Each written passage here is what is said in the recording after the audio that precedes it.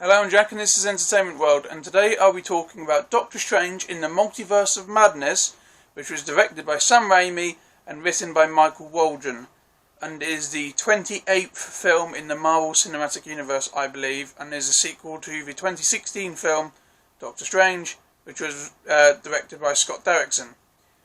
So, who left this project after the creative differences. So obviously this is Sam Raimi directing this one. He did the original Spider-Man trilogy.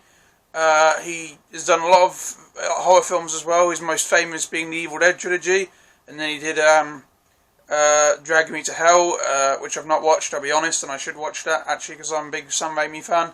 Darkman, which is sort of a horror film and a superhero film at the same time, which I have watched and did like, and he's done a few other studio big films in the past as well. But this is the first time he's done a superhero film since Spider-Man 3, which he said he's surprised he was allowed to do, considering he hates Spider-Man 3. He doesn't really like it at all, and he thought it was terrible, and he's surprised that he's allowed to direct another superhero film, even though I think that's a bit harsh on himself, considering I actually think Spider-Man 3 is good, except for the forced things Sony made him do, which is where the film's faults really come into it. But I don't view that as much his fault.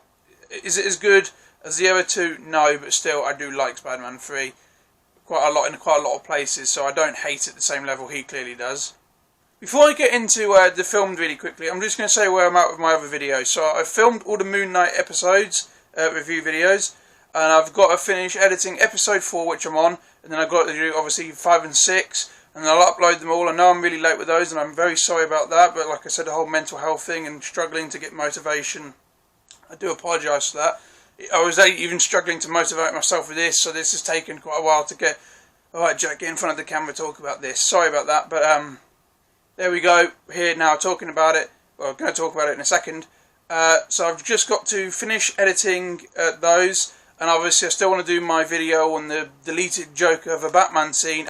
And obviously I want to do my video talking about Morbius and my view of Morbius, and talking about the Sony's universe of Marvel characters, or the Sony Spider-Man universe, or whatever it's called in the end. I want to do that, get that done, but first I wanted to do this because I wanted to jump on this whilst this was fresh. New, big film, and I felt like Morbius could wait. I mean, it's been out a while now, over a month. Eesh, really late, sorry. But also this is Doctor Strange, it's bigger than Morbius. Like, I want to talk about this first. So, I was really looking forward to this film. Aside from the Batman, which has obviously been out and gone, this was the film I was looking forward to most. It was Batman and then this. So I've watched it, and here is my honest thoughts about this film, and it will be non-spoilers, and I will do a spoiler video after watching it a second time, because I just want to get it fully in before I do a spoiler video, talking about things in more specific detail. So, as I always do, I'll be starting off with the negatives, which unfortunately there are a lot more than I hoped there would be, and I am quite disappointed by how many negatives I have with this film, I'm going to be honest. So I'll start off with some of the smaller negatives first. Okay, the pacing of this film is bonkers, like really bonkers. Everything that happens, it's a bit like Venom Let There Be Carnage.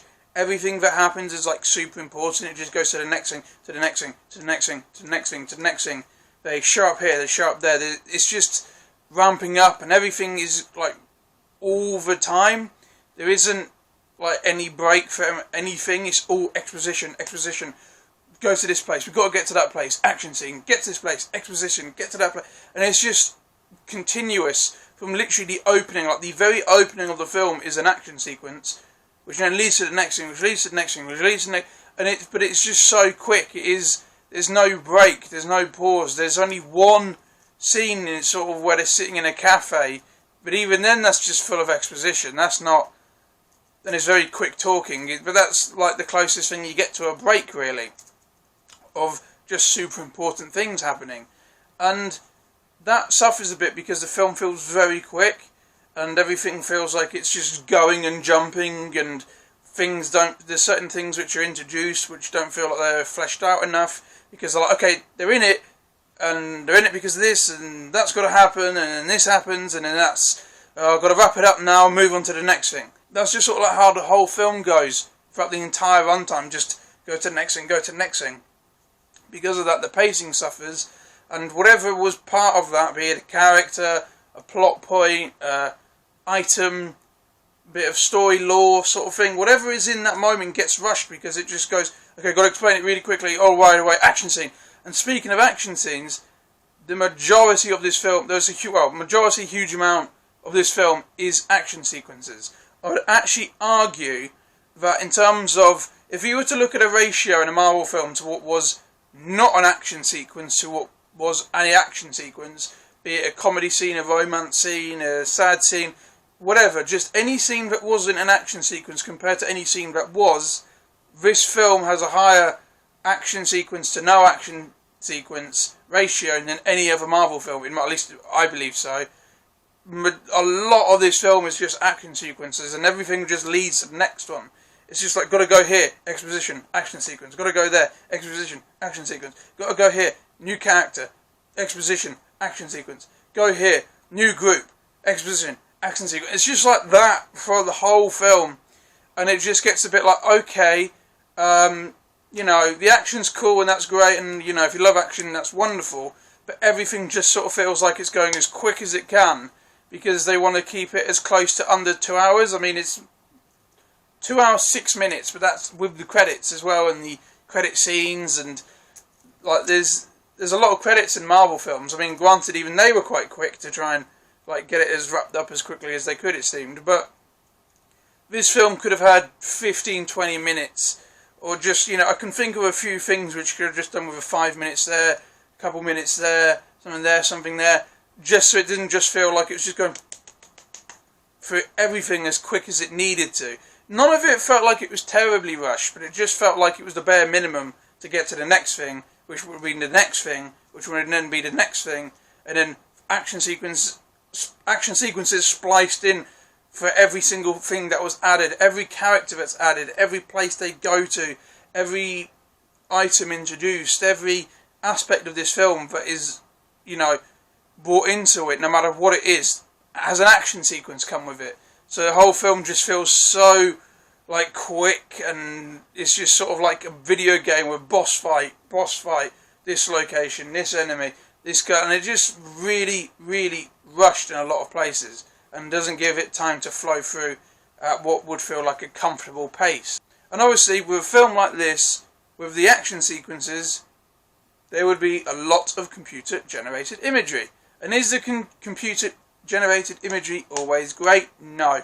Sometimes it's a bit wonky, especially with the green screen, and there's a few effects that people have on their faces for whatever reason throughout the film, which also do look a bit wonky. Now, there's a lot of great CGI in this, and I'll talk about that in the positives, but there are some noticeable shots and effects in this film where the CGI looked rushed. Apparently this film had a lot of reshoots. I don't know if it's part of that, if it was just trying to get it all finished really quickly, but yeah, there are just some shots which look noticeably inferior, as well as some little added effects which also look noticeably inferior to the rest of the film, and it just highlights how good some of it is compared to how some choppy some bits actually do generally look, and sort of like cheaply done. And that was a bit of a shame, really, how like it went from great to not so great quite quickly in quite a few places, in my opinion.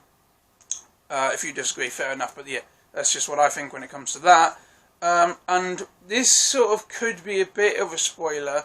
I'm not going to talk about anything specific, but the trailer both gave away too much and also misled you. Obviously, Marvel films are good at misleading people in the way that they don't want to spoil what happens in the film. And that is a good thing to do. However, in doing so, I was disappointed by some of the things we got in the film, because I was more excited for the way the trailer depicted it, or what the trailer implied was going to happen, or who the trailer implied was going to be in it, or how the trailer implied that things were going to happen, and what the main villain would be, and the problem with that, and all of these things. And the film is very different to how the trailer depicts it as, and because of that, I was rather watch the film which the trailer showed than the film we ended up getting. Doesn't mean this film didn't have a lot of positives, and I will get to them. It doesn't mean that everything that was in the trailer was different to what was in the film, or at least, shown in a different light, because that isn't true. Not all of it was, but there were a lot of things in the film which were shown to be shown in this way, and it's implying this. And even though Marvel were very good at that, and usually it works, they overdid it in this film, and they created a hype for things which they didn't do, or it didn't play out the way the trailer said. Look how cool this is. And it reminded me a bit of like Morbius, although not blatantly lying. Like, they didn't blatantly lie about what would be in the film and what wouldn't be in the film, like Morbius did with like the Spider-Man and the Vulture and all of these things. Or at the very least, they still promoted them in the trailer even after they decided to cut them. They still, talked about everything, which, sorry, I will talk about more in the Morbius video itself, sorry. But it just reminded me of that, where it's promoting one thing and it ends up being very different. And even though you expect that with Marvel film, like I said, they just did it a lot in this one. And I preferred what the trailer shown, if I was going to be honest. And also, when I say about the way the trailer gives away too much, now, if you really don't want to hear this, I'm not going to talk about anything specifically, but if you really don't want to hear this, go to the timestamp. But if you're willing to hear me out on this, just because it is an important point. So obviously in the trailer and the TV spots, you get Charles Xavier, played by Patrick Stewart. He is in the film. I don't think that's a spoiler, because it's clearly him. You have Captain Carter, and you have a version of Captain Marvel. So you have those things. There aren't much more in the ways of cameoing than that. And everybody's... Now, I'm not saying that there's the theories where you got sorry, I'm trying to think of how to say it. Like, you get theories on the internet, and some of them you're like, that's crazy, but, No Way Home made it clear that you can have a crazy idea, and there is a good chance that they've actually done that. Spider-Man No Way Home, we're going to have all 3 Spider-Men in the same films and make it's 5 of them, but like a somewhat of a Sinister 6, with their villains in the different films. You're not, if you said that to somebody a couple of years ago, they'd say, shut up. But that isn't what No Way Home ended up being. So when they have this in this, as theories and rumours, speculation, I didn't think that was impossible. And what made it feel even more realistic was how blatantly they were showing Charles Xavier, Captain Carter, a Captain Marvel. All of these things which they've shown in the trailers and TV spots. Like, oh my god, if they're willing to put that in the trailer, what are they not willing to put in it? The answer is not an awful lot, I'm going to be honest. There wasn't a lot of crazy things that they put in and they hid from the trailer. They put in most of the cool things. Apart from two. There's 2 things. One, I didn't care about. I didn't care. Sorry. But there might be some people who do care. So I will say that there might be some people who do care. And there was one thing that I did care about, and I did audibly gasp. So, I won't spoil it. There was one really cool thing which was not spoiled in the trailers, but that's it. There was one really cool thing. I was expecting there could be like 4 or 5, because of how... It wasn't just because I believe theories, like I believe some of them were going to be a stretch, and I won't say which ones I thought were a stretch.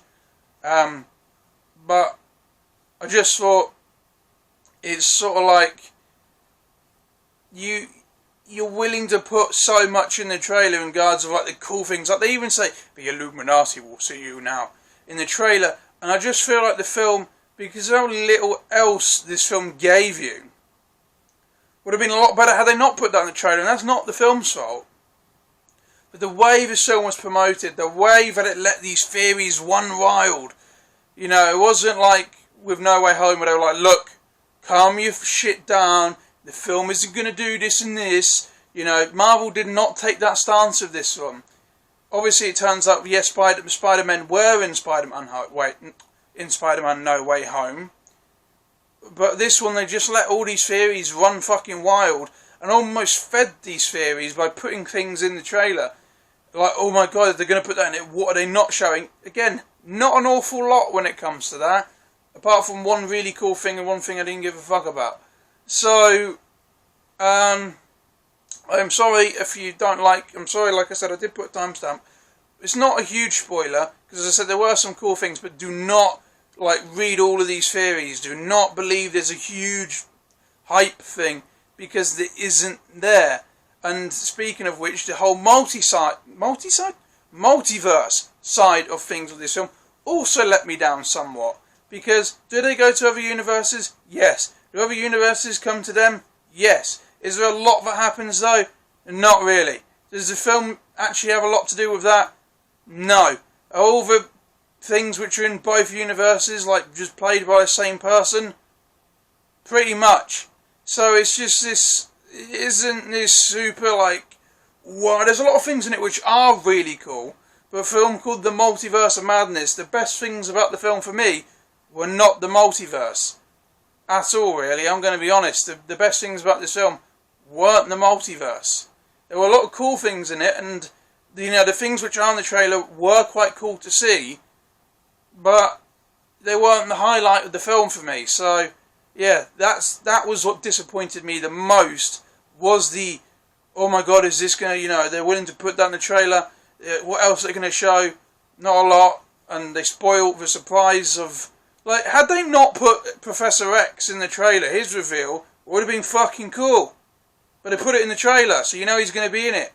So when he does show up, it's sort of yeah, I knew you were going to be in it. Who else is going to be in it? Is there anyone? No, okay.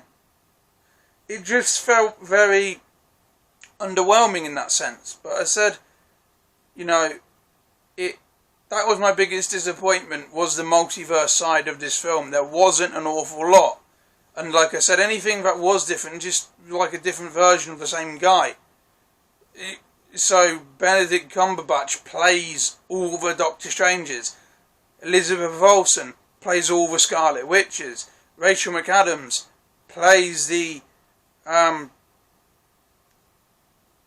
what the fuck is her name? I'm going to Google that. Sorry. Rachel McAdams plays the different Christines. So it was a bit disappointing from that point of view, from that aspect. So like I said, so I'm going to continue now. Sorry about that with the timestamp thing. I hope you don't consider that a spoiler, because I didn't really go into things in a huge amount of detail. Yes, you could argue I spoiled a little bit, but at the same time, I just didn't want you to be like me, be disappointed by certain things which this film promotes. That's all I just wanted to say. I'll just say that for the people who didn't want to sit through the whole thing. I'll just say this film really over promotes certain things, and it kills the hype on quite a lot of things as well. So I'll just leave it at that if you didn't want to hear the whole thing. So anyway, yeah, thank you for listening to that little bit there, and thank you for listening to my whole little rant I had just now, if you did listen to the whole thing. And my last negative is the end credit scenes were really disappointing for me. They really let me down. I was actually really gutted after them, and I won't talk about them. But no, yeah, I was really disappointed by them. And actually, the mid-credit scene is a bit where the CGI is really fucking wonky. But yeah, so I won't go into the detail. I'll just say, yeah, they really disappointed me. Anyway, now I will talk about the positives, because I do have quite a lot of them still. So, first positive, start off with a smaller one. The score is quite good. Danny Elfman does the score for this film. He did the score for the first two Spider-Man films, left the project for the third one, although his main theme was still used, albeit slightly altered to suit that film. And he has done several superhero films since, such as Avengers Age of Ultron and Shit Bomb Go Fuck Itself. Nobody talks about it. I hate that piece of shit fuck off film. And wrote one of the worst scores ever for that. It was awful. But he wrote the score for this. Was it quite good? Yes. Was it as memorable as his Spider-Man and Batman film? Because he did the film music for the Michael Keaton, Tim Burton Batman films as well. Was it as memorable as those? No, I don't really remember the score, I'll be honest. But I knew it was good. I remember liking it. And especially one cool guitar riff thing it did for Scarlet Witch at one point. I really enjoyed that. I did enjoy the music overall. I just don't think it was as memorable. Could that change? Yeah, potentially. If it does, that'll be really good, because when he makes a classic bit of music, it sticks, it stays. But right now, all I can say is yes, I enjoyed it, but I don't really remember it much. So that's a shame in one way, but overall, I did really enjoy his score in the film. Every scene was elevated, be it an emotional one, action scene, a scary one, whatever it was elevated by it at that time. So obviously, that's what a score's there to do. So it did a good job at that. I did enjoy the score. I just don't consider it as memorable as his previous ones. And I still have that video actually I want to make. I'm going to remind myself to make it, talking about his stance on film scores and why I don't agree with them. I agree with his points when it comes to reusing old scores. But yeah, I did enjoy his score for this film anyway. Okay, so the emotional side of this film was actually very good. I will give it that. The emotional side of the film was very good. You've got Cgi Gomez. I hope I'm saying that right. If I'm saying that wrong, I do apologise. Plays America Chavez. And this is her first film. She was meant to make a debut in Spider-Man No Way Home, but that was scrapped, and she makes her debut here. She is very good at the role. She plays it really well, and the character has a very emotional backstory, has a connection to Doctor Strange, and is one of the key points of this film. And she's very good. Her backstory is very good. Her motivation's really good, and the character, so she plays her really well. Is Elizabeth Olsen, has the whole thing coming off WandaVision with her two sons and the loss of vision and all of that going on in the background, and the way she fits into this story, how she's involved, what her place in the story is, and what her reason for doing what she does in the film, and everything that is sort of alluded to in the trailer. That was all really well made, well executed. She has some scenes which did tear me up, and her motives are understandable and even somewhat relatable to an extent.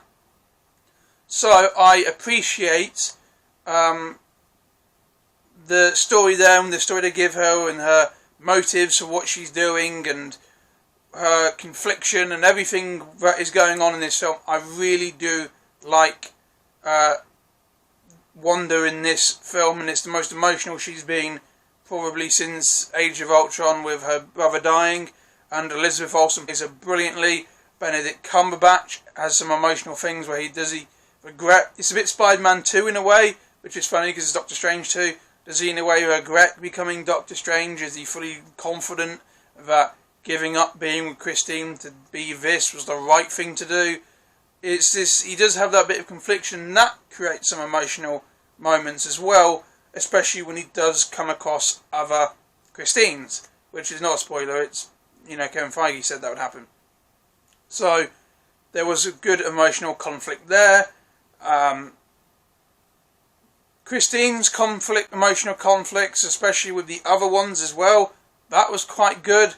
Overall, there are quite a lot of emotional scenes in this film, and there's very sad moments, there's some proper heartbreaking moments, but there are also some very nice, sweet, uplifting moments in this film as well, which I really did enjoy.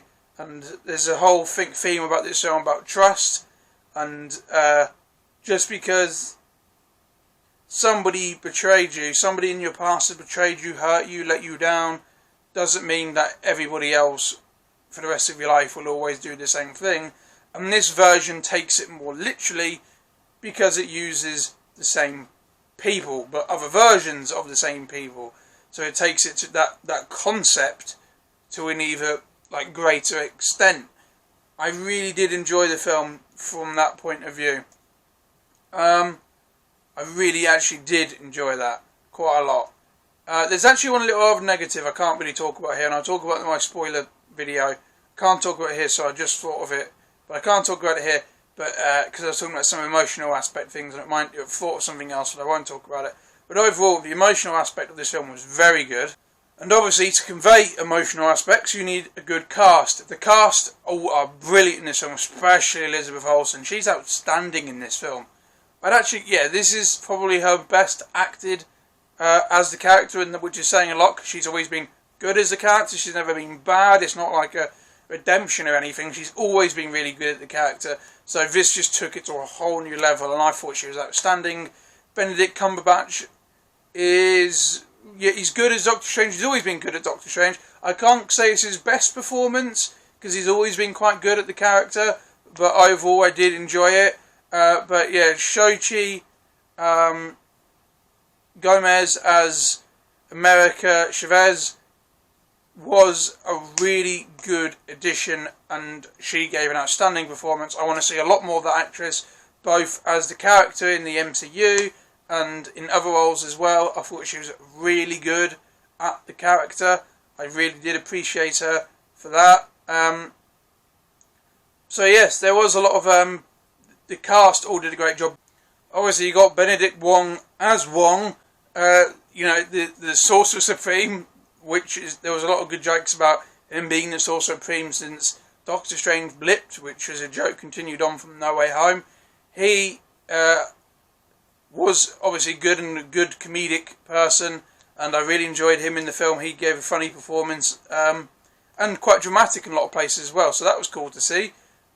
Overall, the cast do a great job, and obviously I don't want to go too much into that, but Rachel McAdams also gave a really cool performance. I thought she was great, and I preferred her performance in this to the first one. I'm not saying the first one was bad, she just didn't have a lot to do in regards of acting compared to how much she had to do in this one.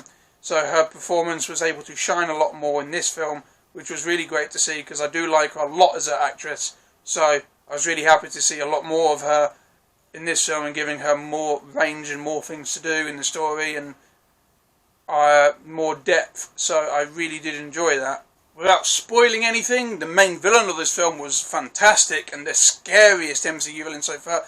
Don't know if I can call them the best villain, but I can definitely call them the scariest, because they were freaky as fuck. But that was a great thing for this film, to have a really creepy villain with a really and the consequences of their actions was very dark. So you did feel a lot of stakes. To what was going on and why they needed to be stopped. I thought the villain was a fantastic. The villain was fantastic when it comes to the scare level.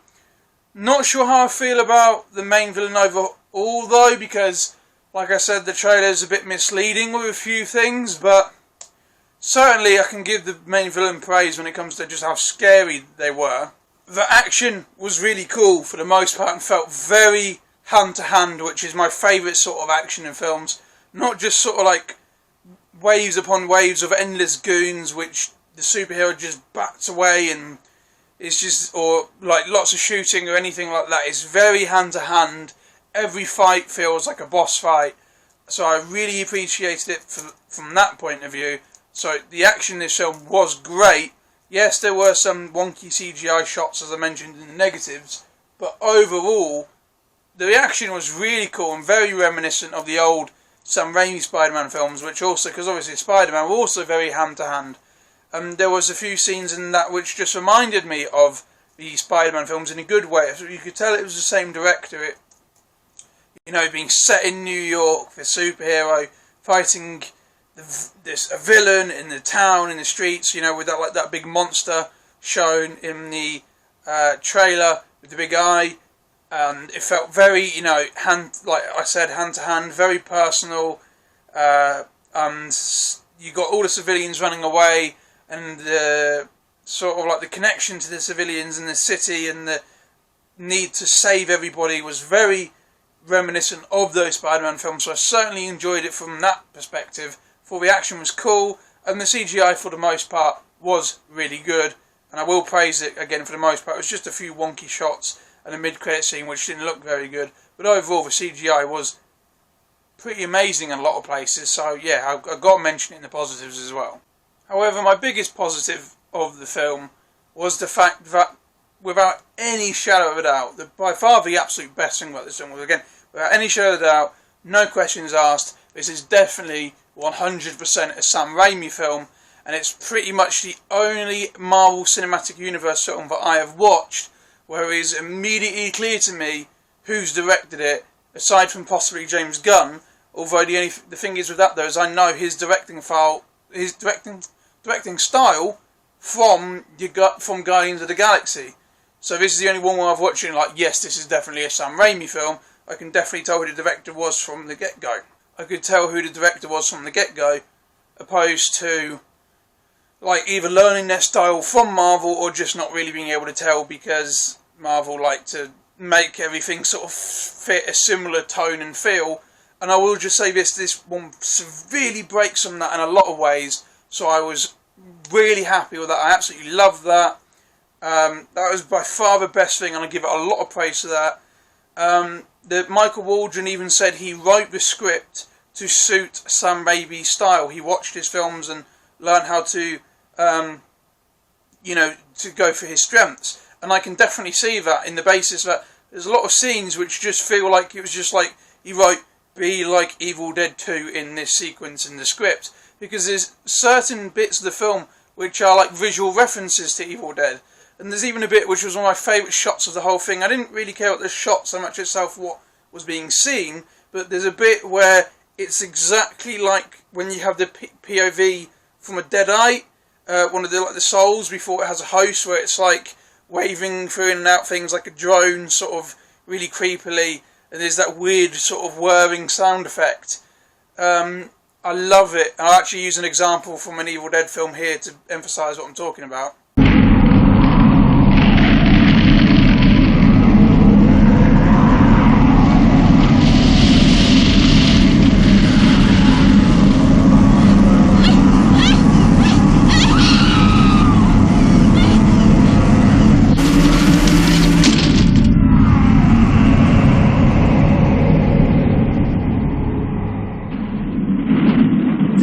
There's a bit in this film which is exactly like that, and I fucking loved it. And there's so many horror elements of it in this film. Like the main villain's terrifying and grotesque and twists their bodies in really horrible, gross ways. You got dead Doctor Strange body thing, which you see in the trailer, which is really grotesque and really quite cool. You've got really weird looking creatures, and there's a lot of gore in this film. There's some really gory deaths in this. I mean, like really violent, and well, obviously when I say really violent, no, it is not like Saw 7 where a girl gets cut in half from the abdomen with a circular saw. It's not like that, but it's pretty violent. I mean, definitely violent for an MCU film. Way more than anything the MCU's done this, so far.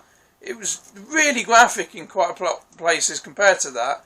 And in a lot of ways, I was surprised it was a 12A in the UK or PG-13 in America. I guess it was because of the tone, and it doesn't linger on it, and it is quite fantastical with its violence, if you get what I mean. Sort of like in a Harry Potter, Lord of the Rings sort of way. But it was still quite, okay, you're definitely pushing this. They definitely would have probably had to have a conversation, or maybe the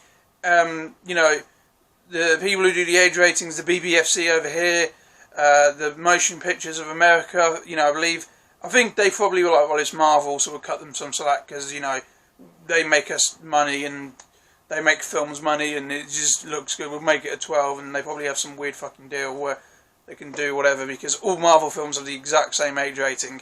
And yes, that is partly because of Marvel's corporate, all films must sort of feel the same.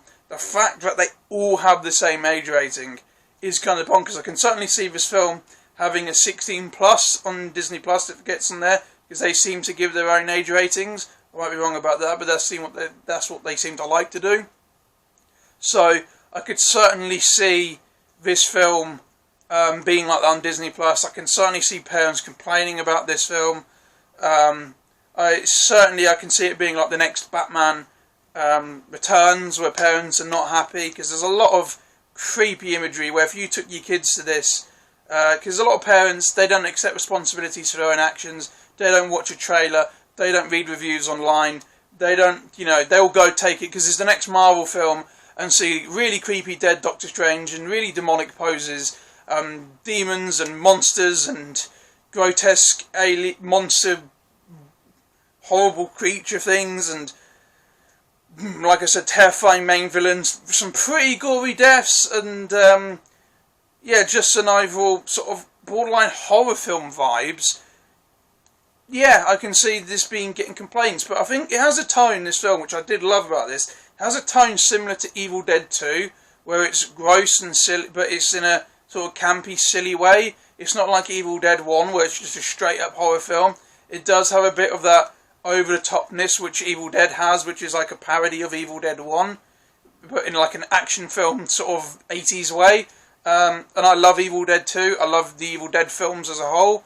I love Sam Raimi. I love his Spider-Man trilogy. So seeing that like this was by far the best thing. The violence of it. Actually a violent Marvel film with horror elements. Although definitely still not like a horror Saw film, or it's not The Exorcist, or even as graphic as The Evil Dead. It certainly has elements of that in here. I put it like it's more scary than a Pirates of the Caribbean film, which also you could argue in some ways pushed it, but they were quite silly with it. But it is like that, where it is, oh, that's actually quite violent, and it's the tone that's, you know, stopping it from getting a higher age rating because of it. It does feel like that, so I was really happy, but so even more dark though. It's by far the darkest MCU film. It's the darkest Marvel film, like Marvel anything Sam Raimi's done, you know, but darker than any of his Spider-Man films. It's quite violent, and I did love it for that. That was my main takeaway from it. Though it really let me down on the multiverse side of things, it really picked up with that, and I was like, okay, I love that. I love it for that. I'll give it praise for that. It wasn't shy to take risks. It wasn't shy to be quite violent. It wasn't shy to have some scary, quite grim deaths. It wasn't scared to have quite horrific imagery. I will praise it for that. I really will, because it really does deserve it for that. It really did well, and is by far the most ambitious thing in the MCU when it comes to that. So I was certainly happy with that. Sam Raimi was the perfect director for, you know, a Doctor Strange film, and like I said, having visual references, like straight visual references, and the style of an Evil Dead film, and even the tone similar to Evil Dead 2, though not extreme, but still that sort of thing. I loved it. I loved it for that. Overall, this film exceeded my expectations in some ways, with the violence, the darkness, and making me care about America Chavez. I really did like her as a character. I thought some things were good, like Benedict Cumberbatch as Doctor Strange, some of the action sequences, and, you know, some things were just okay. Not that, but some other things were just okay, and like, yeah, that worked. Some action sequences I didn't like as much compared to some others, which I did really quite enjoy. And other things really did disappoint me, like the multiverse side of it. And I was a bit upset about that, because I can't express how much I was really looking forward to this. I love that trailer. That trailer's still great. I absolutely love the trailer for it. But it's not as, in my opinion, the film was not as good as a film as that trailer was as a trailer. You can disagree, that's just my opinion. I was disappointed by it in some ways. Other ways I thought, yes, that's okay, or that's quite good, yeah, I enjoyed that, that's good. And other ways I was like, yes, that's fucking amazing. So it's quite a mixed bag. I would like to say it's sort of like Spider-Man 3, where it's just the quality of it dips, and it has big weaknesses but also some very good strengths. And although you could argue that was just mismarketing with the multiverse side of things, and had they been more careful with the marketing, that wouldn't have come across as bad, and it would have been more exciting. And I do agree, I certainly think the trailers have hurt this film with giving away a lot of the things which would have been a really cool added bonus had they not spoilt them. It just made it a bit weak, and I had a couple of things spoilt for me as well, because leakers are cunts. And by the way, if you're the kind of person who just films bits of clips of a film when he's in the cinema, you know, sneaks it, pirates it, and then just releases it online hoping it comes up on somebody's newsfeed before the film has even come out, you're a cunt, fuck you. I'm not even going to apologise for the language, but I will do if you're watching this and you didn't want to hear that. I do apologise for that. But if you're the kind of person who does that... But, yeah, I certainly thought this film was weaker from the way it was promoted, and the leaks going around, which is not the film's fault, but it did hurt my experience with it. and I was disappointed with quite a few things. And could that just be disappointment? My sort of dislike to a bit of this film, potentially. But even then, from a pace, it has a lot of pacing issues. The script wasn't incredible. The story wasn't incredible. The characters were very good, though. That was a strength that this film had. It's sort of like when Ron Howard was talking about when he was saying the film, you play to a film's strength. Does it have a lot of story? No. So make the characters more interesting. And I think the film did that. With a film called Multiverse of Madness, you could have had a better story than this film ended up having. And you could have certainly used the multiverse more than they did.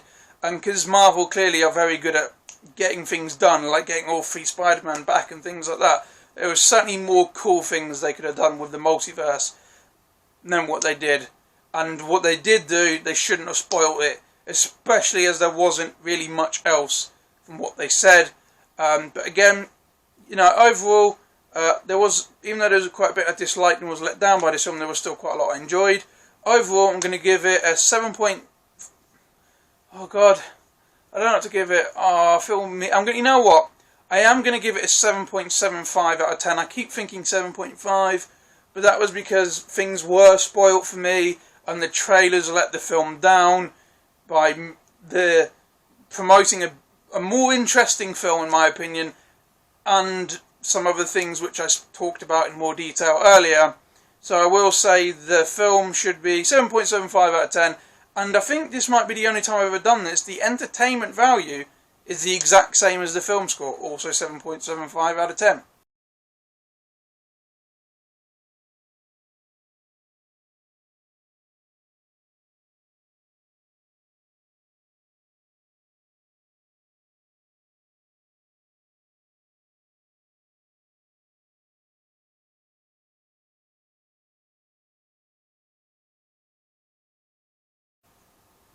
Yeah, I wanted to give it higher, and even though it's still quite a high score, that still let me down, because I was hoping to come up here and say it was 8.75, it was a 9. I feel like saying it was pretty good, it was okay, isn't what I wanted. I wanted to go, it was one of the best MCU films, and I'm quite upset by that, I'm going to be honest, because of how excited I was. But I do think this film is much better from having Sam Raimi directed it. I think if somebody else who was just there to make the script just, you know, a film, it would have been worse. But because of Sam Raimi's dedication to being Sam Raimi and all of his ways of doing things and his horror elements and making really cool unique visuals and unique shots and things like that, I certainly think he, not saved the film, but he certainly elevated it to a much higher capacity. So I am very happy with that. I did enjoy this film. In the end, I will say I did enjoy the film in the end. Was let down by it, but I did enjoy it and had some things surprise me pleasantly. So I want to end on a positive. I don't want to think about, oh God, that let me down, didn't like that. I want to end with there were things I did like, and overall I did enjoy the film. Thank you guys for watching this video. I promise I'll try and have my other videos up soon, and I just realised, because earlier I said I need to just finish up editing Moon Knight. I actually haven't filmed my episode 6 video. I don't know why I thought I did. I took a little break from filming this to have lunch, and whilst watching a video about Moon Knight, I realised I hadn't filmed it, so I was like, yeah, I didn't, did I? Don't know what the fuck I was thinking. Sorry about that, but I'll still have it. I'll try and get it all as soon as I can. I just want to get this out early, because I want to actually have a review for a film come out at the same sort of time as the film did. I hope that makes sense. Anyway, thank you guys for watching this video. Please, if you did enjoy it, please do check out some of my other videos. I'd greatly appreciate that. Yeah, thank you guys. Thank you for watching the video, and I hope you all have a good day. And yeah, I just appreciate any support you're willing to show this channel. I seriously, I would love it. Anyway, yeah, thank you guys for watching. Goodbye.